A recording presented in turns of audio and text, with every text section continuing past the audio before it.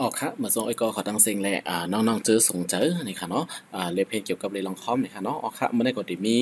เกี่ยวกับเรื่องลองคอมแทงโหนึงนี่ค่ะเนาะอ๋อครับอันนี้ก็ยินดีครับตอนที่เข้ามาด้วยนี่ค่ะเนาะอ๋อครับมันได้ก็เกี่ยวกับการลบไฟล์นี่ค่ะเนาะอันที่ลบออกนี่ค่ะเนาะไฟล์ที่อันเฮาคำรู้ใจเอาเจ้านั่นนี่ค่ะเนาะอ๋อครับแล้วก็เกี่ยวกับเลยการจัดการนี่ค่ะเนาะที่เก็บ ของrecycle bin เนี่ยครับเนาะ recycle bin นี่ก็เรียกว่ากล่องยุกยักษ์นะครับเนาะเนื้อนาคอมมาคันนั่นเองครับเนาะพวกเขาขับเปิดคอมมาในกล่องยุกยักษ์ในมันได้มีอยู่อ่า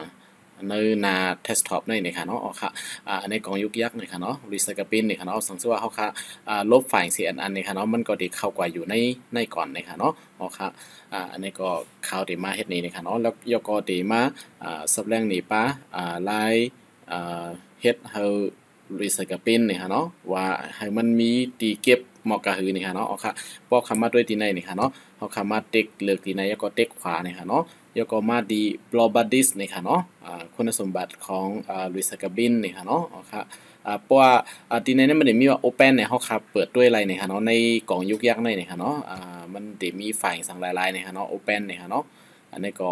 ได้เปิดไฟล์นี่ค่ะเนาะอันนี้ไฟล์ที่อันเขาค่ายามล่างออกว่าสิในความสำคัญนั่นครับเนาะมันก็ได้เข้ามาอยู่ดีในอ่าอยู่ดีในลิสกับบินนี่ค่ะเนาะกองยุกยักษ์นี่ค่ะเนาะอ๋อค่ะสังเกตว่าเฮาค่าใครกู้ขึ้นนี่ค่ะเนาะที่ในค่ะนะเฮาค่าใครเอาขึ้นกว่าไว้ที่เก่านี่ค่ะเนาะมันซึ่งว่าเฮาหมดเฮาล้างพิษนี่ค่ะเนาะเฮาหมดแบตพิษนี่ค่ะเนาะอ๋อค่ะ delete นี่ค่ะเนาะออกกว่านี่ค่ะเนาะมันก็ได้มาอยู่ดีในอ่ากองยุกยักษ์ในแทงกำนึงนี่ค่ะเนาะสังเกตว่าเฮาค่าใครเอามันซึ่งเฮาลบไฟล์อ่า ล่างฝ่ายอันนี้เขามาพิษนี่ครับมันได้มาอยู่ได้ในนี่ครับเนาะมันซึ่งหนังมันซึ่งหนังแค่พังอันนี้นี่ครับเนาะเขา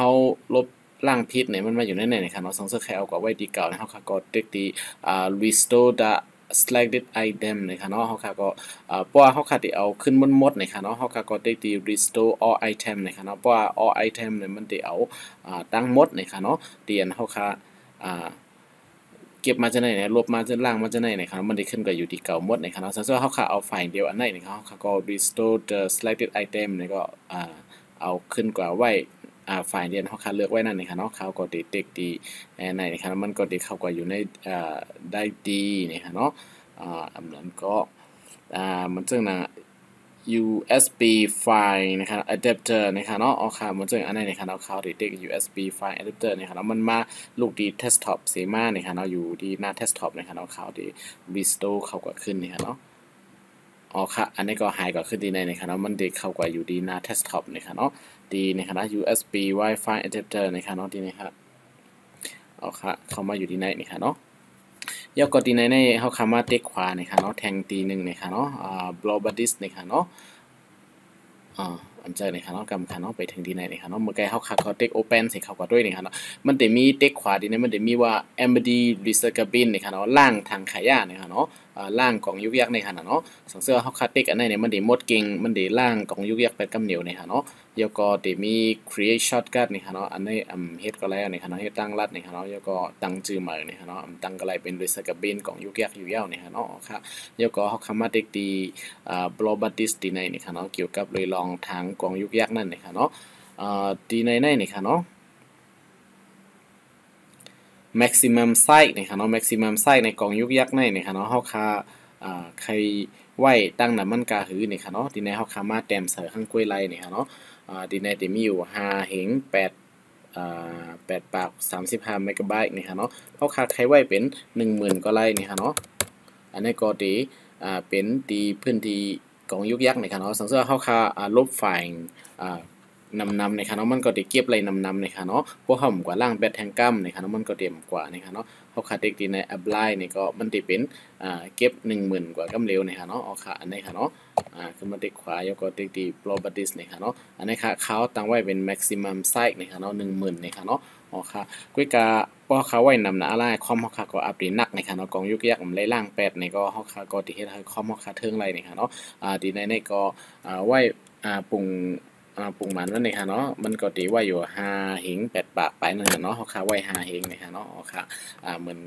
หม้อคาหิงนี่ค่ะเนาะบ่เฮาคามาบ่เฮาคาที่อ่าล่าง ฝ่ายเจอในนะคะเนาะเนื่องนาคอมว่าคาในโปรแกรมที่เฮาคาอำโหลดใจจะเฮาคาลบผิดกว่าย่านี่ค่ะเนาะล่างผิดกว่านี่มันก็ได้มาอยู่ในแทงกัมเฮาก็กูขึ้นไลนี่ค่ะเนาะสังเจอเฮาคาไว้ฝ่ายมันเองนะอะล่ะนี่ก็เหมือนเจังเฮาคาไว้10แมกไว้นี่ค่ะเนาะ10แมกนี่ค่ะเนาะดีในนี่ก็มันก็ได้ห้องทับฝ่ายที่อันเฮาคาที่ล่างออกกว่านั่นนี่ค่ะเนาะ delete ออกกว่านั่นนี่ค่ะเนาะมาอยู่ในกองยุกยักในหมอก10แมกไว้นี่ค่ะเนาะหรือนั่นมันก็เตรียมจังเก็บไว้ในกองยุกยักษ์นี่ค่ะเนาะอ๋อค่ะอันนี้เฮาค่ะก็ตั้งที่เฮาค่ะใครไว้ไล่นี่ค่ะเนาะตั้งให้มันเหมาะ5เหงเมกะไบต์ในเหลียวนี่ค่ะเนาะพวกเฮาค่ะตั้งนำหน้าล่านี่ก็มันได้มาเก็บกองยุกยักษ์นั่นนี่ค่ะเนาะเอาก็ได้เฮ็ดให้เครื่องเฮาค่ะถึงไล่นี่ค่ะเนาะพวกไว้เองนะล่านี่ก็มาประกอบไฟล์มันทำที่ใหญ่กว่าเฮาค่ะได้ล่างไฟล์มันเข้ามาอยู่ในกองยุกยักษ์ไล่นี่ค่ะเนาะอ๋อค่ะอันนี้ก็เหมาะกันได้นี่ค่ะเนาะแล้วก็ที่ในนี้มันจะมีว่า don't move file to the recycle bin นี่ค่ะเนาะremove file immediately when deleted นี่ค่ะเนาะอ๋อค่ะอันนี้ก็พวกเขาเลือกที่ไหนนี่ค่ะเนาะมันบอกว่าเก็บเข้ากว่าในกล่องยุกยักษ์นี่ค่ะเนาะเก็บเข้ากว่าในกล่องยุกยักษ์นี่ค่ะเนาะพวกเขาล่างที่ในปุ๊บนี่ก็มันก็ดีล่างออกกว่าที่คอมเฮาค่ากำซื้อนี่ค่ะเนาะมาเก็บไว้แทงขั้นตอนหนึ่งนี่ค่ะเนาะล้างปุ๊บก็กว่าปั๊บนี่ค่ะเนาะโหลมาล้างแทงในกล่องยุกยักษ์ในแทงนี่ค่ะเนาะอ๋อค่ะพวกค่ะต่างอันไหนนี่ค่ะเนาะพวกค่ะล้างอยู่ก็ล้างหมดเก่งกำเหลวนี่ค่ะเนาะอ๋อค่ะ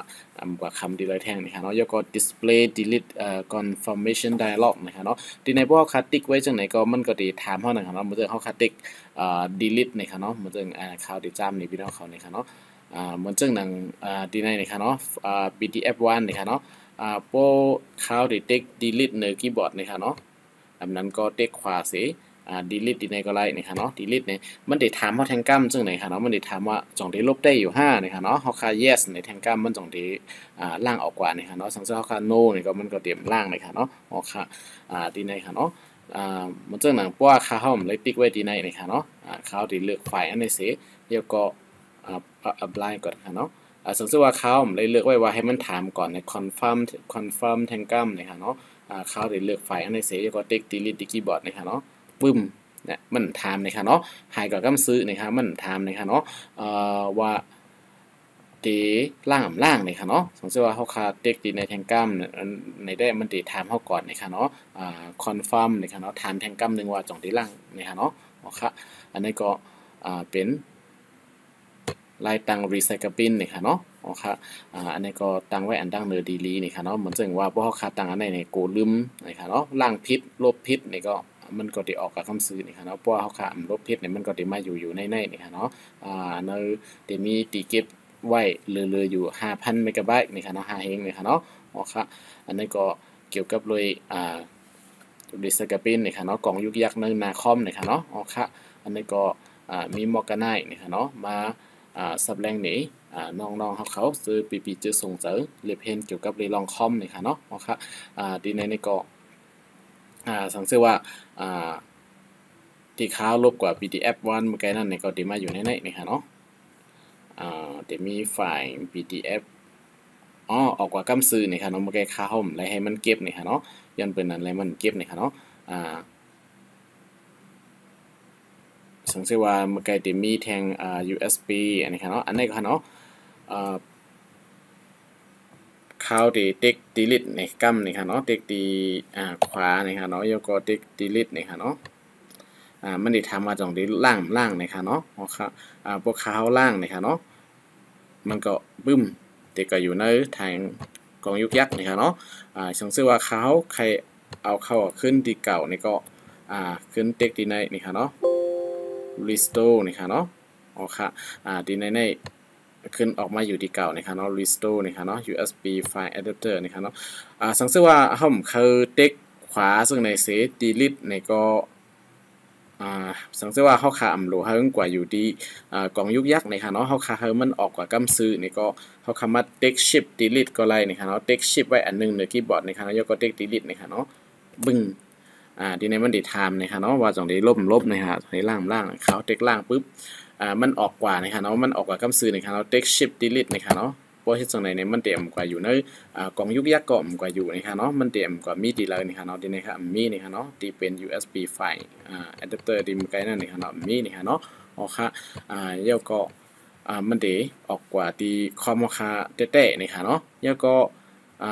เพราะว่าเขาคามาตัวเนอร์ลิสกับเป็นนี่ค่ะเนาะว่าเป็นฝ่ายที่อันเขาคาโลเซอันยาวนี่ค่ะเนาะเขาคาตีลบแต่ๆยาวนี่เขาก็มั่นใจนี่ค่ะเนาะเอาขึ้นยาวนี่นั่นค่ะเนาะเขาก็มาเต็กตีขวาตีลิสกับเป็นนี่ค่ะเนาะแล้วก็เต็กตี MD นี่ค่ะเนาะ MD ลิสกับเป็นนี่ค่ะเนาะล่างกล่องยุกยักนี่ค่ะเนาะอ๋อค่ะอันนี้ก็เต็กMD นี่ค่ะเนาะแล้วก็ในที่มีอยู่22ฝ่ายนี่ค่ะเนาะจ่องได้ลบนี่ค่ะจ่องได้ล่างนี่ค่ะเนาะมันได้ถามเฮาแทงกรรมเขาก็คอนเฟิร์มนี่ค่ะเนาะยืนยันแทงกรรมว่าเฮาคาได้ล่างให้หมดเก่งนี่ค่ะเนาะติ๊งอันนี้ก็มันได้ล่างนี่ค่ะเนาะ